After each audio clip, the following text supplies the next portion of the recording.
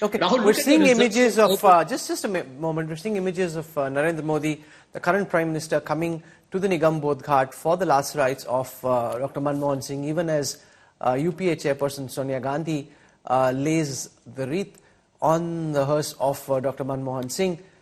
You see Amit Shah, the Home Minister, Rajnath Singh, the Defence Minister, and right on the second row are Chief Minister Sukhu from Himachal Pradesh, former Haryana Chief Minister Bhupender Singh Hooda, and in a short while the Prime Minister will be going to lay the wreath, as well as also the senior ministers.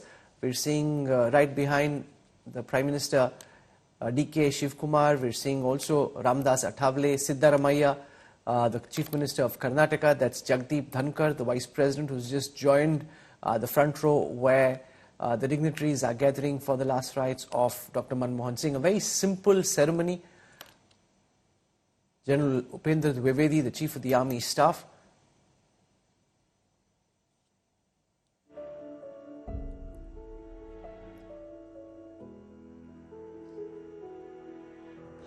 we spoke of the differences, the commonalities between the two prime ministers is their effort and the hard work. You know, even Manmohan Singh would not take offs, not take breaks, work from early in the morning till late into the night, and that really, Sanjay Jha, is amongst the commonalities. We spoke of the differences, and there were many, but just the fact that the hugely industrious, self-made people working extremely hard and trying to do the best that they could in very different ways.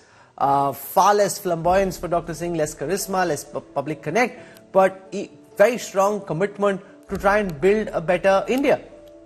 No, absolutely. On that, there can be no dispute or debate. You know, people like me, I'm critical of a lot of Mr. Modi's politics in particular.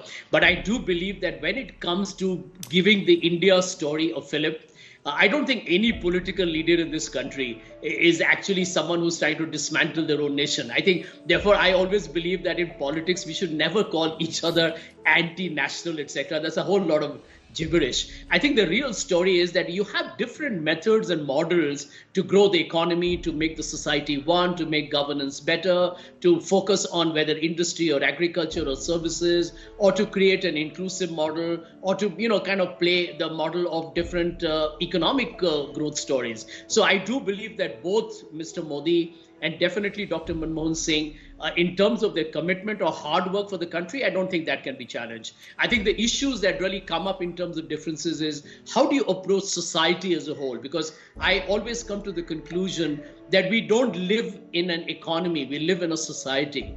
Economics is one part of the society, and that can be a bubble. You know, like for example, the stock market can grow, but you got to look at what is happening for the farmers. Leader of the opposition, Rahul Gandhi, there, stepping out, now laid the wreath on the hearse of Dr. Manmohan Singh. It's interesting that he wears just a t-shirt. It's quite cold. It's been one of the coldest days.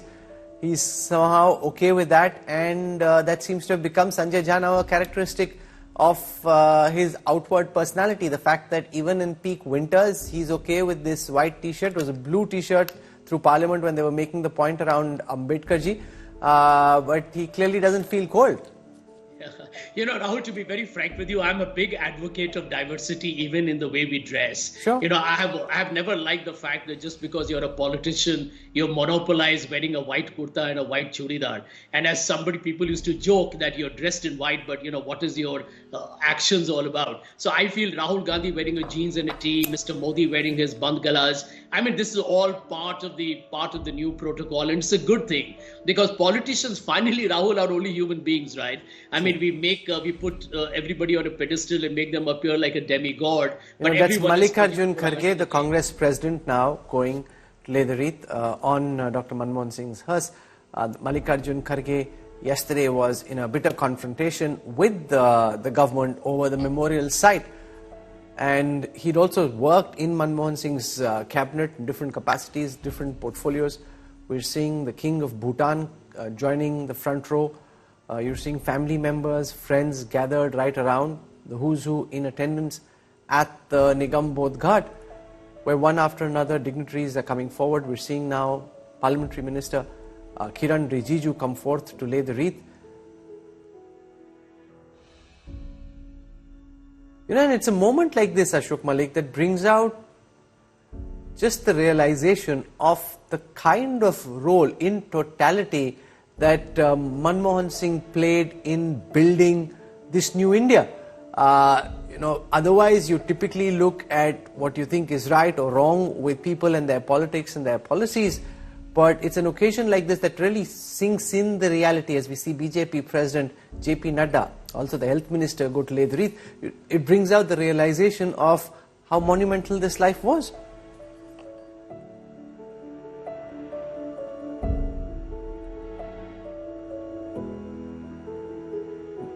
One after another, the ministers coming forth to lay the wreath. Sanjay Jha, I was making the point that this is, an occasion which brings out the significance of the life that Manmohan Singh led and the kind of contributions he had to nation building. Absolutely. Rahul, you think about it, 10 years, 2004 to 14, Vajpayeeji's government has just kind of lost an election. It's a coalition government. The Congress hasn't got the numbers. Actually, it had just 145 members of parliament. The left and the Congress coming together, an academic, intellectual prime minister, and Sonia Gandhi, who's been criticized for being a foreigner. And in these circumstances, here is a man who gave India an economic growth rate, who worked for the poor. And I think, the whole conversation on compassionate capitalism is what Dr. Manmohan Singh really carried forward, that you could coexist with a booming industry, a strong stock market, a very entrepreneurial talent of India creating unicorns. And at the same time, you could have a Manrega, you could give food security, you could actually go down to the bottom of the pyramid and lift them up. Because the India story, Rahul, frankly, will never be complete if every citizen of this country is not given good health and education. That's Amit Shah, the Home Minister.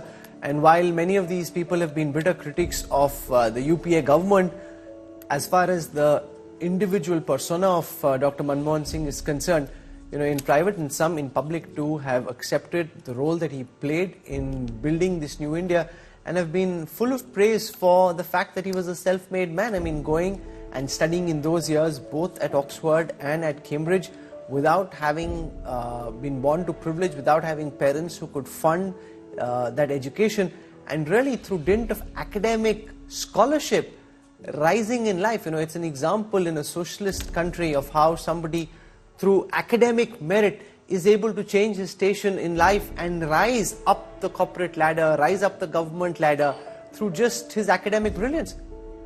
Yeah. Rahul, frankly, when I look at Dr. Manmohan Singh, I think everyone who is today watching your show and hearing our conversation, Dr. Singh is an inspiration for everyone who wants to be part of public life. That you don't necessarily have to be a career politician working with student organizations and rising up to be a good leader at the highest level. And I think at the end of the day, it's all about integrity, knowledge, skill, commitment, and standards of probity. I mean, that is what should define a leader. So in a great number of ways, to everyone who's watching your program, whether they are part of corporate sector activism,